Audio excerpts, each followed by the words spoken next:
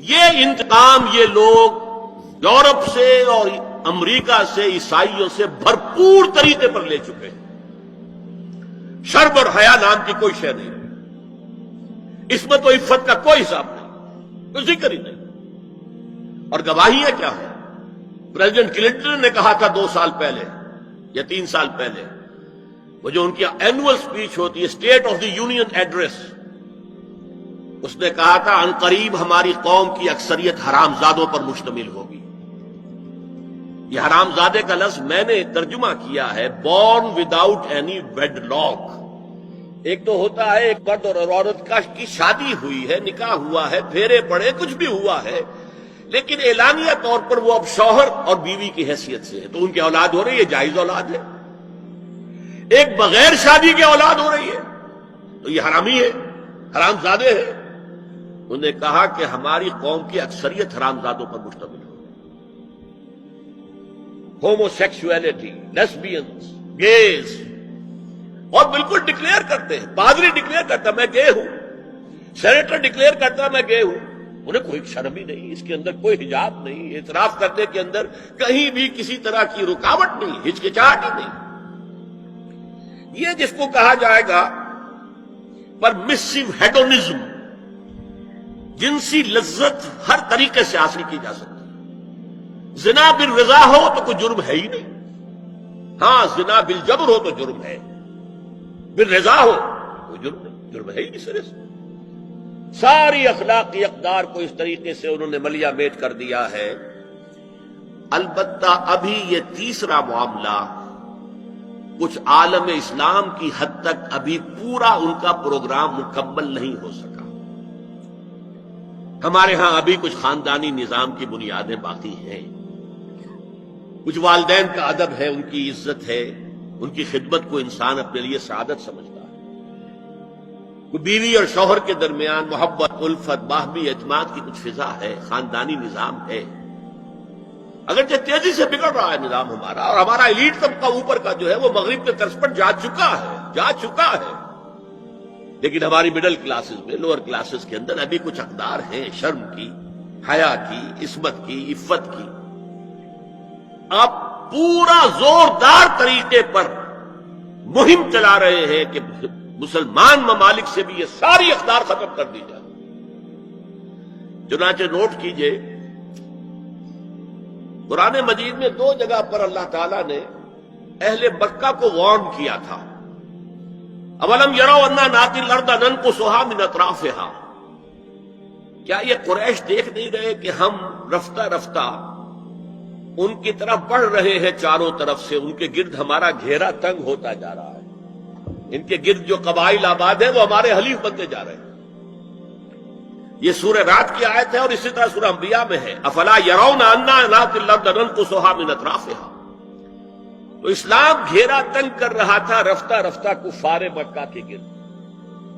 آج یہ برعکس ہے کہ یہ مغرب یہودیوں کی سازش کے تحت اور امریکہ کی عظیم قوت کو استعمال کرتے ہوئے، سول سپریم پاور آن ارتھ، آج یہ ہمارے گرد گھیرا تنگ کرتے چلے آ رہے ہیں کہ ہمارا معاشرتی نظام بھی تلپٹ ہو جائے، درہم برہم ہو جائے، ہماری اقدار بھی ختم ہو جائیں، ہمارے ہاں بھی عورت مرد بالکل برابر ہونے کے مدعی ہو کر میدان میں آ جائیں، عورت مرد بن جائے، مرد عورت بن جائے، مردوں کی شادیاں ہو جائیں کہ ایک مرد شوہر اور ایک مرد بیوی اور رجسٹر ہو جائے شادی. لیسبینز کی شادیاں ہو جائیں کہ ایک عورت شوہر، ایک عورت بیوی اور رجسٹر ہو جائے شادی. یہ سارا کام ناتی الارض ننقصها من اطرافها، اس کی مثال کیا ہے کہ پہلے اس پروگرام کے تحت 1994 میں کانفرنس ہوئی قاہرہ میں.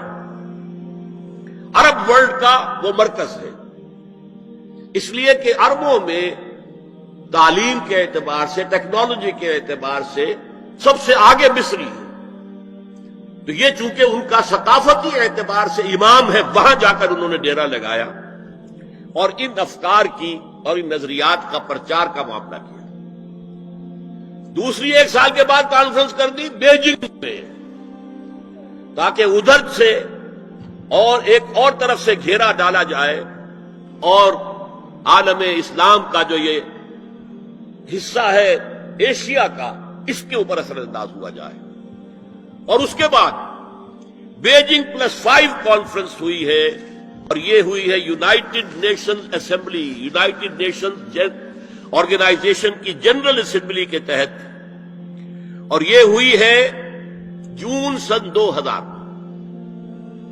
اب اس میں جو بھی ایک پرچہ تیار کیا گیا تھا ایجنڈے کے طور پر، اس میں جو سفارشات تھی وہ میں آپ کو بتا رہا ہوں.